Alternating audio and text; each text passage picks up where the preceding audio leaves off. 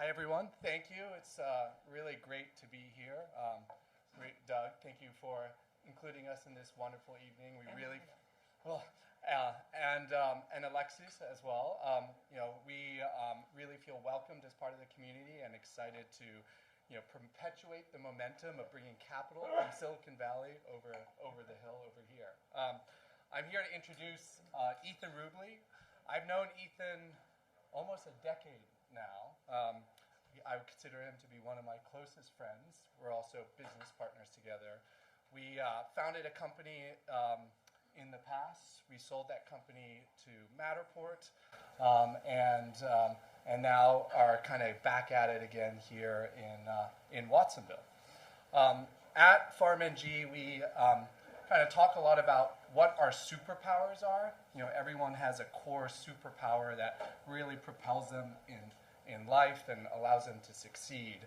And so when I was contemplating my next move after Matterport, Ethan called me and said, hey, I need some help here with this business. I have this superpower of being a magician. I can basically think of anything and turn it into something real. And with Ethan, he demonstrated that with PharmNG. He bootstrapped his business, not by building robots on the farm, but by building software technology and autonomous navigation systems to autonomously land lunar rovers on the moon. And so half of our revenues right now are essentially supporting 2 NASA-funded missions of landing lunar rovers on the moon in a fully autonomous way. And it's that same technology, that same navigation systems that are powering our robots on the farm now.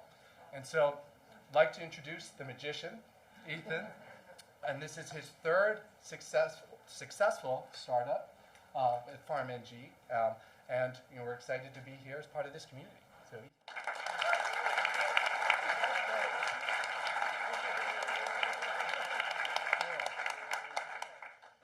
yeah, awesome. Oh, thank you, Brendan. I'm going to pull a rabbit out of my hat. I think it's really incredible to be here. I moved to Watsonville in 2019 after a decade in Mountain View. My first exposure to this area, I was 18, and I bought a boat on eBay 20 years ago, and it had been sunk by sea lions. And the harbor master, I was on the East Coast, and the harbor master wanted me to get it out of off of the mooring in Monterey, and he said, you can keep in the free anchorage there. And I spent the summer here living on this boat, and I was a kid, and I lost all my luggage on the way here, and didn't have any clothes, and didn't have any money, and my mom sent me a pack of Power Bars, and it's like I ate food from Food Not Bombs, and got dressed by the Goodwill truck that came by the beach, and I had to swim to shore because my dinghy sank, and I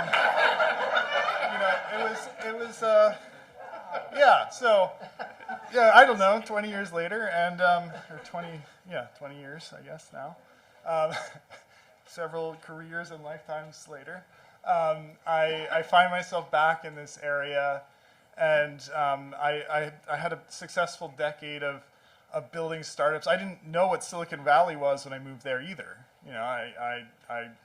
My wife and I had just gotten married, and we packed up our Volkswagen Bug and put all of our stuff on the yard in Pennsylvania, and no one would buy it, and so it was free. And we drove across the country with our Pug and whatever could fit in a Volkswagen Beetle. And we arrived in Mountain View, and we rented the first house that was for sale.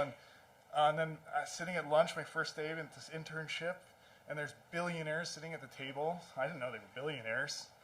And they were talking about, the first $1 million I made, the first $10 million, the first company I sold. And then they're talking about what they get to do.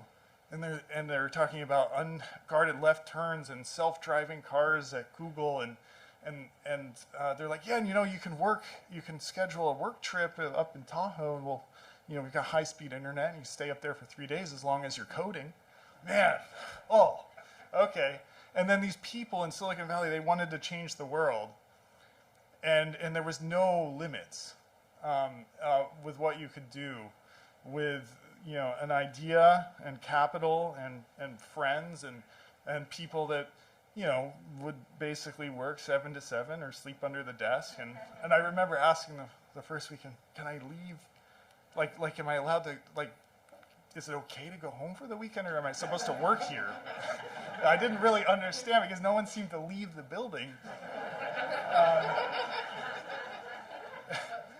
And my wife now, you know, basically 14 years later, we're finally starting to have a little bit of work-life balance, but barely. But, you know, we've 11-year-old twin boys, and we're raising them here. And but after a decade in Silicon Valley, a little burned out, but still seeing the magic of what capital could do and what passionate people could do. And I was looking for a place and a customer to solve problems for that wasn't, you know, wasn't social, it wasn't self-driving cars, it wasn't AR and VR.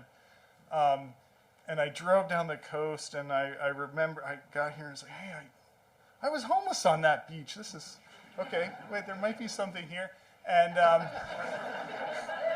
and I drove past you know, the UC Santa Cruz farm, and I took a tour, and I met Daryl. I said, do you need a robot? He said, no, I do not need a robot.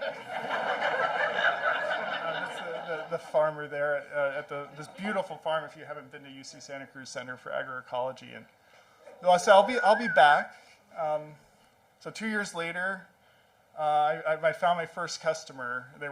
It turned out a neighbor, and you moved to Santa Cruz in a pandemic, or right before a pandemic.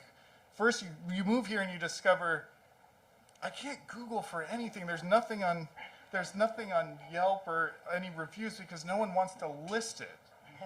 I didn't realize it was like it was like word of mouth around here, and it's like, so how are you gonna make friends, especially when no one wants to, you know, leave their properties? And so anyway, we found a farmer.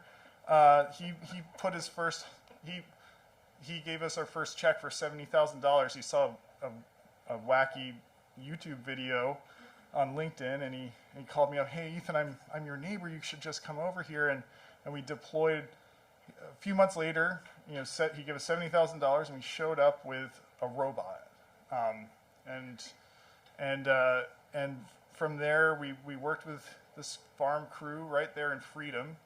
And Freedom's an amazing place because it's like, turns out that's like, if you look at all of the broader Bay Area, it's like the lowest per capita GDP zip code, right? And you've got this farmer that started the first organic farm in the country with 3 other farms here in Santa Cruz, and he's 40 and still with his wife and still in business, and has made $1 billion selling basil over his lifetime. And he said, Ethan, I've never raised venture capital because, I don't know, I tried, they didn't like me. But anyways, he was really passionate about robots and how he could impact his labor force with these robots and continue to innovate. And so he gave us that first check, and then it was successful. And he said, Ethan, I need you to build 100 of these at least. And so I said, well, I don't have any money. And he said, well, here's a loan. Buy 100. You can pay me back in robots if you can't figure out how to sell them. I know you're not going to like me in a couple of years because that's how long it's going to take you to sell 100. Well, we just sold 100. And then we just closed a $10 million venture round, and so yeah, and from Alexi, I think was the you know, basically the last check-in, because he showed up at our factory, of a 12,000 square foot factory right there in Watsonville by the airport. We turned flat sheets of steel into robots for the local farming community and farmers now all over the world. And Daryl likes your robots now, right? And Daryl likes our robots. And he's bringing like 50 farmers over to our shop like in a couple weeks. So yeah.